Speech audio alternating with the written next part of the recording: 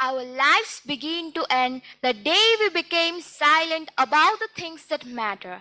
Happy morning to all, esteemed judges and jury members, honorable guests, respected teachers, friends, and worthy competitors. I, bearing token number F28, feel honored to have been given an opportunity to speak in favor of the topic One Nation, One Election, more a myth, less a reality. So first of all, I'd like to discuss about what is One Nation, One Election. One Nation, One Election is a proposal under the consideration by the Government of India to synchronize the elections for the Lok Sabha and all the state assemblies. It intends to hold these elections simultaneously, either on a single day or within a specific time frame. In fact, after independence, this was how the elections were done in India. But during the 1950s and 60s, the cycle broke. As a result, the timing got disorganized. So, on 2nd of September 2023, the Government of India created a high-level committee on One Nation, One Election, which was headed by the former President Ramnath Kovind. This committee then prepared a report and submitted it to the President Draupadi Murmu, recommending simultaneous elections in India.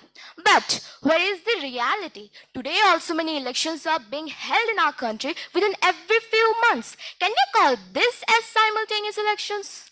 Of course not.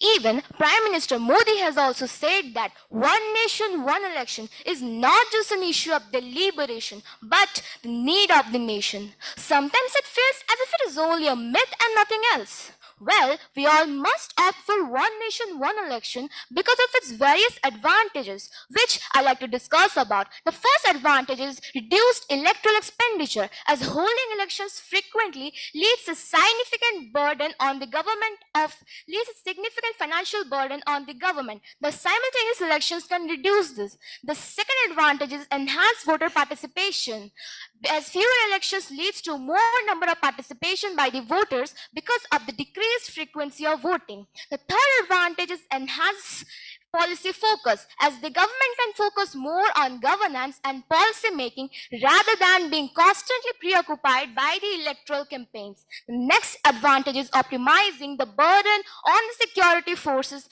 and the poll officials. Right now, we need to mobilize them multiple times. But if we connect all the elections together, that will not be necessary. There are many other advantages of simultaneous elections too.